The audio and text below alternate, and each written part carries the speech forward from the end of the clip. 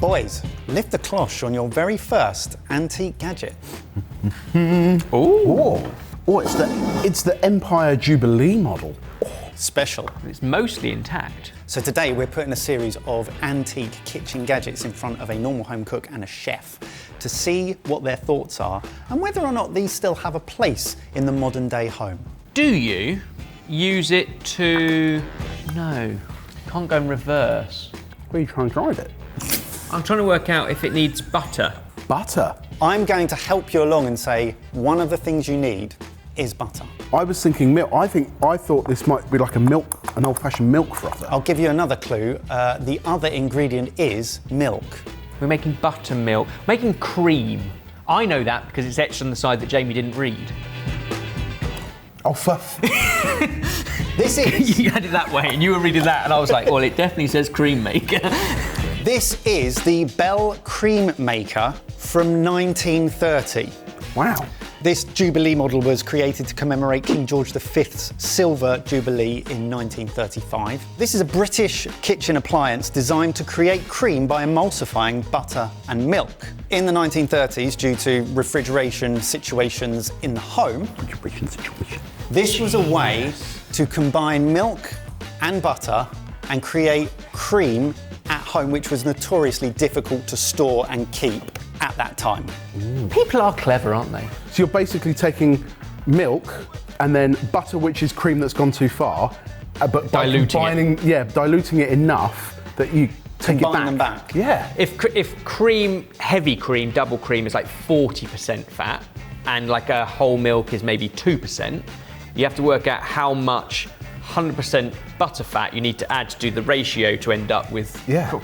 Clever, because also butter does go rancid, but it has a much longer shelf life in your pantry. Absolutely, and seeing as that time period, it was either during the war or post-war, rationing was prevalent throughout the whole of the UK specifically, and therefore making the most of the ingredients that you do have, but also finding ways to get hold of versions of the ingredients that you want but can't get were hugely popular, and this is the epitome really of that. Okay boys, this is also why I love doing these, is being able to read through the original instructions. Oh my God. That's amazing. And the branding and everything. So there you have a diagram, all the moving parts, but if you flip that round, it's got multiple recipes for multiple things, but you're going to make the rich cream by melting 2 ounces of butter into 4 ounces of milk. Excellent. And obviously we're in Imperial at this point in time. We are, but I'm also intrigued by the use of ounces and not fluid ounces, because normally liquids would be in fluid ounces, That's not true. ounces. So take 2 ounces of unsalted butter, 3.8. 4 ounces of milk, put the butter and milk into a saucepan and heat until the butter is melted. Don't allow it to boil. See that the nozzle nut of the machine is screwed up tightly. I like the diagram on the back. It's got the agitator, it's got the piston, it's got the nozzle nut. The emulsifying valve. I think the nozzle nut's tight. I think my nozzle nut is tight. Can you tighten my nozzle nut? Please, it's been a year. Stir the mixture and pour it into the container of the machine and pump it through immediately. There aren't many things that we do where you need accurate dilution, certainly of fat, but I remember when we made limoncello years and years ago, and you make almost like 96% ABV, and then you have to calculate the amount of sugar and water to get it down to something that's safe to drink. You have to get your maths right. So now what we need to do is to make sure that we emulsify the fat from the butter, which is currently on top, into the milk, which is underneath. You're ready to piston immediately. I mean, it's doing it. It's only doing it. It is doing it, isn't it? That's amazing. A little squirt of cream. So Ebbers, as a chef, can you just explain the process that's happening as the piston is being pumped? Jamie don't quite know inside, but basically you're forcing one into the other, so emulsification. We often talk about it with things like mayonnaises or hollandaises, where you want fat to move into liquid. It's doing the mustard job. It's doing the job of an egg yolk or mustard. Like when you put a knob of butter in at the end of a sauce, right? And then you agitate it, kind of, yeah. Thickens, it gives it a gloss. How's the piston motion? Very smooth. It's got a satisfying... Yeah. He's done it. He's only gone and done it. I've made cream. So then that gets poured into a bowl, give it a proper mix, and then we'll set it aside. And as it cools down, it will thicken up hopefully. I am in love with things that we constantly learn and find from the past. We don't need it now, because you just buy double cream. I had no idea this was how it's done before. I love that. That's great. So our liquid has chilled. What have we got? Has it worked? I mean, from a non-chef perspective, it looks like we've got cream. We reverse engineered cream, Edders. No. I have previously read of kitchen hacks that allow you to do this if you're using it in a sauce. If you're making a sauce and you need, I don't know, 50 ml of double cream and you haven't got it, a calculation that engineers how much milk and how much butter, that if you melt it into a sauce, you get roughly the same fat liquid ratio. But it doesn't emulsify like this has done. This is great. How does it taste? Delicious. It's like really good cream. It's really, really buttery, lots of dairy fat. Do you like it? I like it. I'd never considered that the process needed doing, but knowing the era and the time and the lack of refrigeration, it's a genius solution and it still works today. It's not a job that I knew needed doing. It's not a job that I knew could be done. And I think that's amazing. Guess how much we paid for it? I wouldn't be surprised if that was 40 or 50 quid. It's damaged around the rim though, so I'm gonna go 35. Tenner. Bargain. What a bargain! What a bargain. Good find, Ed. Saving those YouTube pennies. So our antique Bell cream maker, built to last or best left in the past? I think that one's built to last because you could still use that today. We just did. It's brilliant. It's built to last. What a start. Let's have another. Lift the cloche. It's another one with a turning crank and a peeky window. What are we going to peek inside? The team here have done a wonderful job of trying to clean it, so it is a little wet.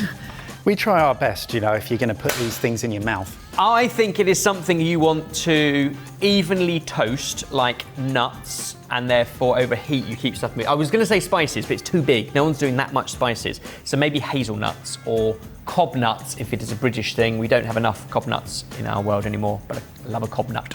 This particular version originated in France during the 19th century.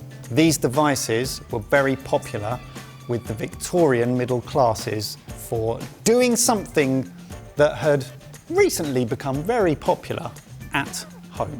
I've got a random thought. Go on. Popcorn. That is really random. That is a random thought, but you know what? It would work, wouldn't it? Think about other things that may have grown in other parts of the world that would have become new and fashionable.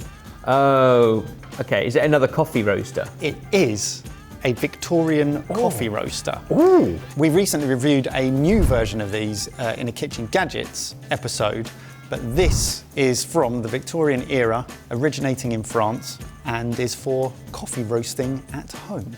It's the at-home bit that caught me off guard, because coffee houses were a bit before that. And 17th century. Yeah, philosophers and they would gather, and coffee was the drink of the mind, and people would do that. But that was out.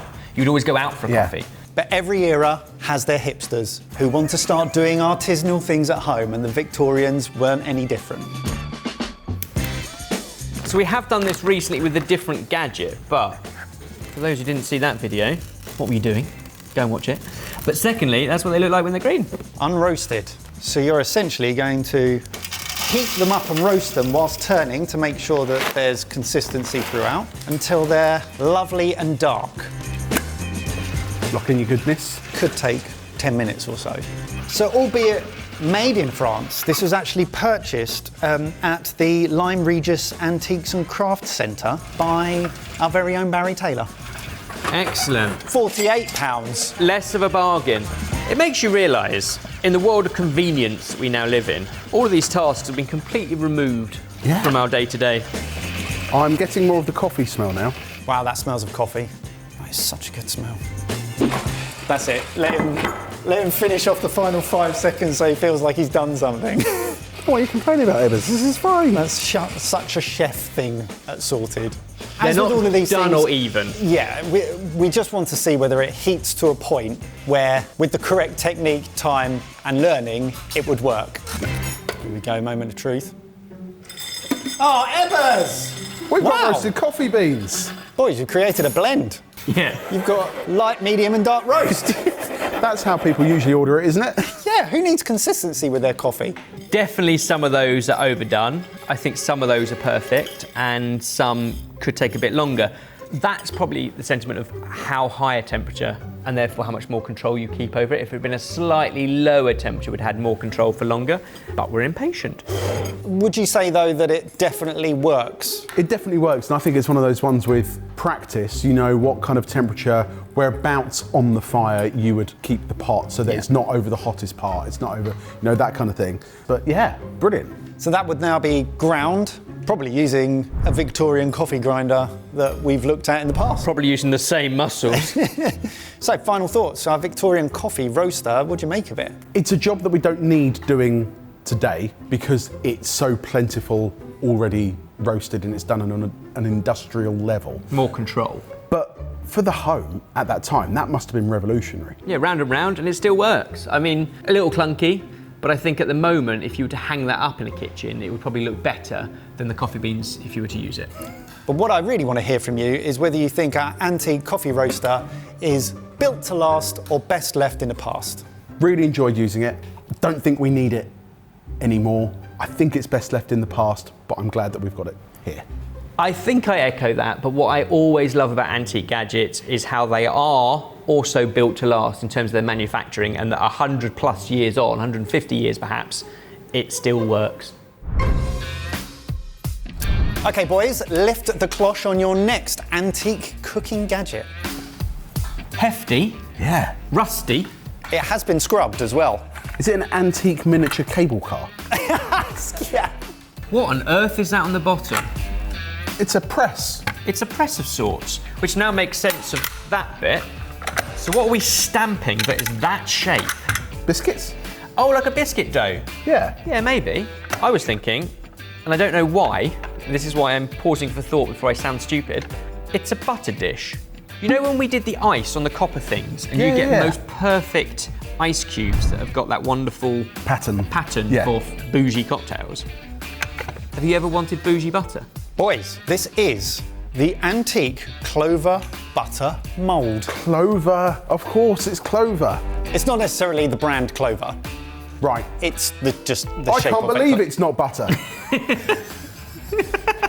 Butter moulds, hugely prevalent in the late 1800s and early 1900s. These gadgets in particular were used by farmers and dairies to brand butter with their own unique branding and logos, but also very, very popular for the middle classes to gift homemade butter. So they would put their own pretty patterns and stamps on butter and then gift them to friends and families. So I could give you my own spaff butter? You could. Yeah. You could brand up your own spaff butter. So before you actually use it, we need to chill it for about 10 minutes in chilled water. And this will basically enable the press to squeeze out the butter with more lubrication. You will fill that with butter, lift it and squeeze it out. And depending on the temperature of our butter and the consistency, we should end up with a block with a lovely imprint on the top. Okay, the mould and press has soaked in chilled water, it's dried, and you have a bowl of room temperature butter. So, flip it round, fill it full of butter, make sure you spread right into the corners, and we'll see if we can press it out with a lovely decorative finish. You are so right, Mike. I think the success of this is all going to rely on the texture and temperature of this room temperature butter. And what was the room temperature back in the late 1800s? I imagine quite cool. Yeah, we basically took these out of the fridge, let them come up to room temperature, and then chilled them back in the fridge for about 10 minutes. But again, this is a little bit of a experiment. What I'm thinking is about how we're going to have to hold the mould, because putting it on a plate and then pressing down is just going to create a splat. Yes. Which you're going to have a go at me about. Well, yeah, but this is new to me as well. This is the whole point of the video. I think you're going to have to do a combination of hovering and, yeah, I think initially you want it on. It's like taking press it so it's a level flat bottom and then raise it and push it. I think it's all about technique. Give it a go. And if you get it right first time, I will adore you even more. I think it's going to be like taking a toddler to pee outside. Hover, don't get too low to the ground, mind your feet. Or should we do a two-person job? Right, Ebbers, you want me to hold it, and and then you press it. Yeah, discuss strategy before Okay, just Flip. execution. I'll take the strain of the weighty device, and then you push through. Really hope this works. Right, that hasn't... Ah, beautiful. We got half a clover. Do you think it would have worked better slightly more chilled? Could we not put it in and chill the whole thing? Could try. Yeah, because then you'd get a solid block. Yeah. That would be a better suggestion. Let's try that. Okay, let's try again. This has now been chilled. I'll push. Yeah, it's going to be more firm. Oh, less good. Oh no. Worse. That didn't work as well as the first time. Interesting. Almost impossible to do given we've never seen the process. So I genuinely don't know if that needs to be warmer or cooler. This is now set in that, but this still hasn't. But before it hadn't set enough, so We might as well just turn it into cream. tough, because I really wanted that to work. Yeah, same. I love the concept of it. And it obviously has worked, it's just user error. So whereas butter would have been sold or produced in pounds and half pounds, this device also helps standardise those portions. I don't know whether you've ever seen the side of Lyle's golden syrup tin. It's 980 something grams, not a kilo, because it's a direct conversion from the poundage previously, and they've never just brought it up or down to meet sort of a single readable unit. So this would have been like a standard block of butter. Yeah. And it was probably before they introduced the knob. Which is more informal. Or the stick. Also used to make butter easier to pack, wrap or store in cool areas before refrigeration was possible. This one's made of maple, which supposedly makes it easier to wipe away excess moisture and smoother evacuation. So my question to you is whether you think that our antique butter press and mould is built to last or best left in the past. How much did you pay for it? We paid £78.11. Hoochie mama. But obviously that has no correlation to the prices they were selling for Sure. at the time. I think it's best left in the past, and perhaps this is one of those ones that should just live in a museum. I really love the thought of stamping and branding your butter, and I think if certain hipster brands found that today, it would be everywhere within the next 6 to 12 months. But we don't need it for the measuring side and that kind of thing. So I think this version is probably best left in the past. A hand stamp, that's all you need. Or just a signet ring. Right, moving on. Okay, boys, it's been some weeks, but we have a fourth one for you. Thank you for waiting. Lift the cloche. I can't remember which good turn it was. You, I'll do it. you go. I'll do it. It's fine. Ooh. What is it? It's got a crank, it's got a drawer, it's got a flap, and it's got a docking device inside. Oh, what, pardon? I feel like that's to dock. What? Safe. Oh, it does. Yeah. It's got little nails sticking out. They're on a roller. Is that spinning around? Yeah, so in my head, perhaps you fed pastry into it and it docks a sheet of pastry for you, like a croissant dough, laminated dough. It's got a sunroof. Sunroof for added danger, I would say. What else would you want to spike that would be in wood? Because I was thinking like meat, tenderised steak, but not into a wooden box, because it's going to be a mission to clean, so it's not that. Hang on a second, Evans. There's also a drawer on this side. So whatever it's stabbing, maybe it's making holes in what the holes... Like this, the process of deduction. So this dates back to the early to mid 20th century, around the 1940s, 1930s. It's from Italy. What I will say is that it's got fabulous woodwork. Look at the joints. The joints, yeah. In there, that is intricate and delicious. And they don't need screwing. They're automatic joints. It's also a version of something that you definitely use today. Fruit bowl. The modern version is definitely not like this. Okay. I mean, because at the moment, what it looks like to me is...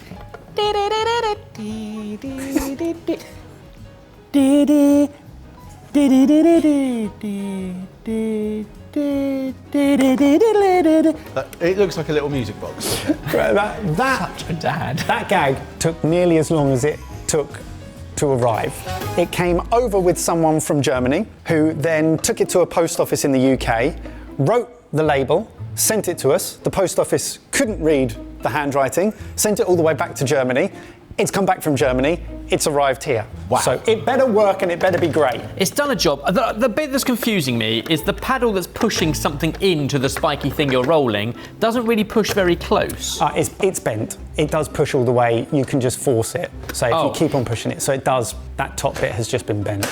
Boys, this is the Freber Italian wooden cheese grater. No. What? Close the sunroof, put your cheese in there, push and grate into the tray. I mean, yes, but also cheese crumbler, I'd say, more than grater. So wooden frames and hand-cranked systems initially started appearing in upper-class kitchens during the 18th and 19th century.